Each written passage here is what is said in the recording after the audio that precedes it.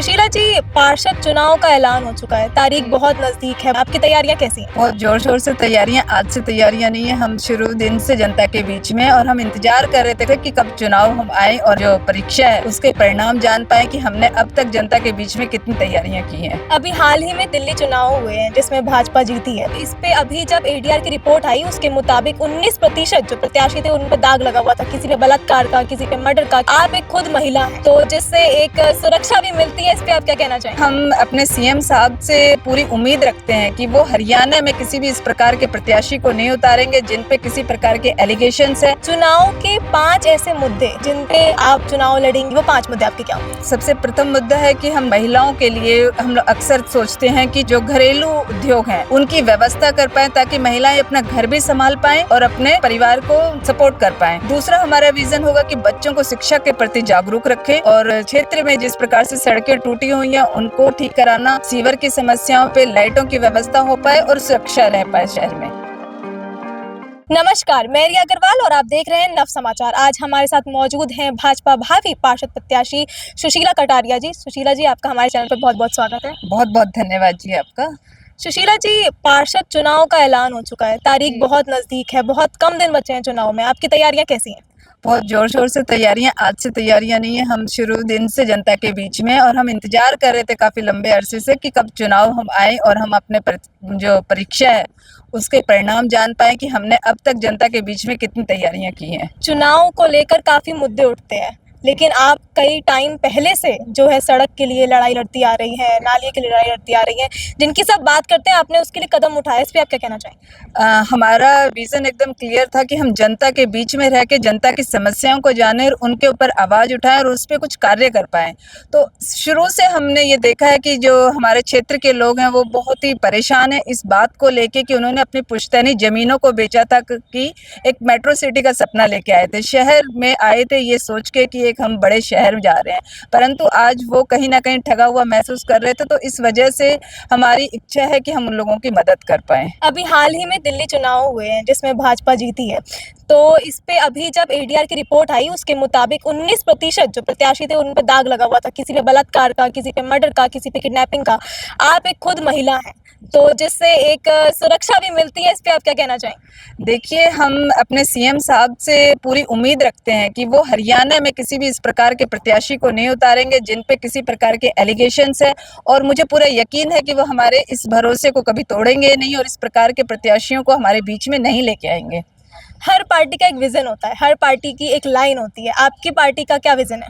हमारी पार्टी का विजन है कि देश का विकास हो, जनता का विकास हो, जनता को सुविधाएं मिल पाएं और जनता जिन चीजों से परेशान है उन पे कार्य करे। चुनाव के 5 ऐसे मुद्दे जिन पे आप चुनाव लड़ेंगी या फिर जिन पे जनता आपको चुनेगी, वो 5 मुद्दे आपके क्या होंगे? रोजगार सबसे प्रथम मुद्दा है कि हम जनता के बीच में जनता को छोटे छोटे रोजगार दे पाएं। जैसे कि महिलाओं के लिए हम लोग अक्सर सोचते हैं कि जो घरेलू उद्योग हैं उनकी व्यवस्था कर पाएं ताकि महिलाएं अपना घर भी संभाल पाएं और अपने लिए कुछ परिवार को सपोर्ट कर पाएं।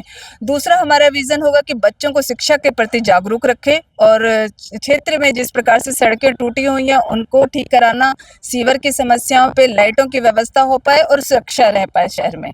इस प्रकार के विजन्स लेके हम जनता के बीच में पहुंच गए और इन्हीं मुद्दों को लेके हम जनता से अपील करेंगे कि अपने क्षेत्र के उन्हीं उम्मीदवारों को चुने जो आपके बीच में अक्सर रहते हैं, क्योंकि पार्षद कोई नेता नहीं होता है, वो जनता के साथ और विधायक के बीच की कड़ी होती है। परंतु हमारे क्षेत्र में क्या होता है कि चुनाव जीतने के साथ ही जो पार्षद होता है वो अपने आप को नेता समझने लग जाता है। तो आप सबके माध्यम से मैं अपील करती हूँ जनता से कि जो आप पूरे 5 साल तक आपके बीच में रहे, आपके सुख दुख में रहे, आपकी समस्याओं को समझे, ऐसे प्रत्याशी को चुने ताकि आपको आगे कभी पछताना ना पड़े, आपकी समस्याएं सुनी जा सके। भाजपा सरकार प्रदेश में तीसरी बार सत्ता में आई है और कार्य कितनी प्रगति से अब बढ़ रहा है या फिर क्या क्या बदलाव देखने को मिल रहे हैं, आप बताइए। देखिए, तीसरी बार जनता ने अगर भारतीय जनता पार्टी को चुन के भेजा है तो इसका मतलब है कि प्रगति तीव्र गति से है।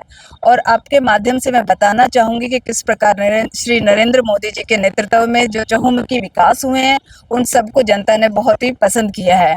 साथ ही अगर हम बात करें अपने यहाँ के जो एमपी साहब हैं इंद्रजीत जी, तो उन्होंने जिस प्रकार से पूरे क्षेत्र को इतने अच्छे अच्छे हाईवे बनाए हैं उसके लिए भी मैं जनता की तरफ से उनका धन्यवाद करती हूँ। और अगर बात करते हैं हम अपने विधायक की, मुकेश शर्मा जी की, उन्होंने अभी सरकार बने, वो विधायक बने 100 दिन भी पूरे नहीं हुए, जिस प्रकार से सफाई अभियान को गति दी है वो हम सभी के लिए बहुत ही तारीफ काबिल है कि जनता की समझ रखते हैं। जनता के बारे में जिन्होंने सोचा, चिंता जताई, तो वो हमारे विधायक, इनका हम बहुत बहुत धन्यवाद करते हैं कि उन्होंने क्षेत्र को साफ सफाई अभियान में बहुत अच्छे से योगदान दिया है। साथ ही अगर हम अपने और बाकी चारों विधायकों की अगर हम जिक्र करते हैं तो उन्होंने भी इसी प्रकार से, जिस प्रकार विधायक जी ने किया है, तो अपने अपने क्षेत्रों में सभी ने बहुत ही चहुमुखी विकास करने का निर्णय लिया है। बहुत जल्द बस अड्डा जो है हमारा बहुत अच्छा बनने वाला है, रेलवे स्टेशन बनने वाला है। हमें पूरी उम्मीद है कि ये सभी कार्य जब 5 साल का कार्य पूरा होगा तब तक कंप्लीट हो जाएंगे। ज़्यादातर नेता या फिर जो प्रत्याशी होते हैं वो कभी-कभी सुनने में यही आता है कि वो पढ़े लिखे नहीं होते हैं या फिर कोई ऐसे नेता बन गया।